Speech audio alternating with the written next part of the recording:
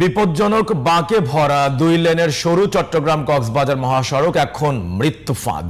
প্রায় ঘটছে দুর্ঘটনা। চলতি বছরের প্রথম ৮ মাসে ৬৫টি দুর্ঘটনায় প্রাণ হারিয়েছেন ৯৮ জন, আহত হয়েছেন আরো ২৫৬ জন। যাত্রী ও স্থানীয়দের দাবি, কক্সবাজার বান্দরবানগামী গুরুত্বপূর্ণ এই মহাসড়কটিকে নিরাপদ করতে ৬ লেনে উন্নীত করার।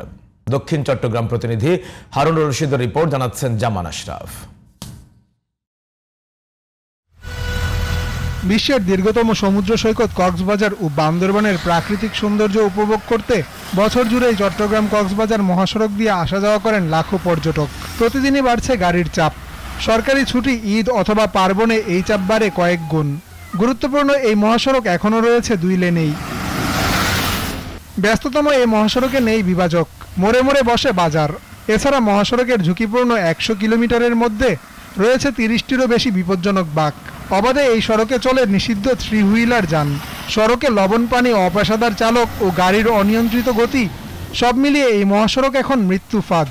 এই মহাসড়কটি ২ লেনের অত্যন্ত সরু হওয়ার কারণে প্রতিনিয়ত এখানে দুর্ঘটনা ঘটছে। বলতে গেলে আমরা একটা অভিশাপের মধ্যে আছি। আমরা যে এই রাস্তায় ফিরে আসি, আবার এখান থেকে যে আমরা বাড়ি ফিরবো এটার কোনো নিশ্চয়তা নাই। যে বড় বাসগুলো যাওয়ার সময় অটো রিকশা এবং সিএনজির কারণে আরো দুর্ঘটনাটা বেড়ে যাচ্ছে।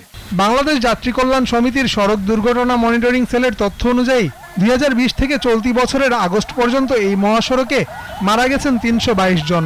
দুর্ঘটনা রোধে স্থানীয়দের দীর্ঘদিনের দাবি, দ্রুত সংস্কার করে মহাসড়কটি ৬ লেনে উন্নীত করা হোক। বাংলাদেশের ৬৪টি জেলা এবং প্রশাসন এবং বিদেশি পর্যটক, ইউরোপীয় ইউনিয়নের ৪১টা দেশ সবাই এই কক্সবাজার দেখার জন্য আসে। এটা সরকারের কাছে একটাই দাবি, এটা ৬ লেনে চট্টগ্রাম কক্সবাজার মহাসড়ক ৬ লেনে উন্নত করা হোক। অন্যদিকে হাইওয়ে ও ট্রাফিক পুলিশের ভূমিকা নিয়েও অভিযোগ রয়েছে যাত্রী ও স্থানীয়দের। অবৈধ বাস স্টেশন, কার স্টেশন, মাইক্রো স্টেশন, এগুলো অনেকগুলো বসে আছে। এগুলো কি হাইওয়ে পুলিশের চোখে পড়ে না? তবে পুলিশের দাবি, অভিযোগ সঠিক নয়। পুলিশের পাশাপাশি চালক এবং স্থানীয়দের জনসচেতনতা বৃদ্ধি করা ছাড়া এটা আসলে কোনো আশু সমাধান সম্ভব হবে না। তারপরেও আমরা হাইওয়ে পুলিশ প্রতিনিয়ত সপ্তাহে ২-১ বার আমরা মাইকিং করে জনগণদেরকে সচেতনতা ইতিমধ্যে বৃদ্ধি করতে চেষ্টা করতেছি। সড়ক ও জনপথ কর্তৃপক্ষ বলছে, মহাসড়কটিকে ৬ লেনে উন্নীত করার কাজ চলছে। 6 লেন করার জন্য আমরা কিন্তু জায়গা থেকে অলরেডি ফিজিবিলিটি স্টাডি করা হচ্ছে এবং প্রায় শেষের পথে। এর পরবর্তীতে গভর্নমেন্ট যেটা সিদ্ধান্ত নেয় ঠিক সে অনুযায়ী আমরা কাজটা চালিয়ে যাব।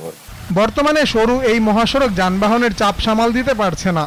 তাই মহাসড়কটিকে ৬ লেনে উন্নীত করে জরুরি ভিত্তিতে সংস্কার করা জরুরি বলে মনে করছেন সড়ক বিশেষজ্ঞরা। জামান আশরাফ, জিটিভি নিউজ।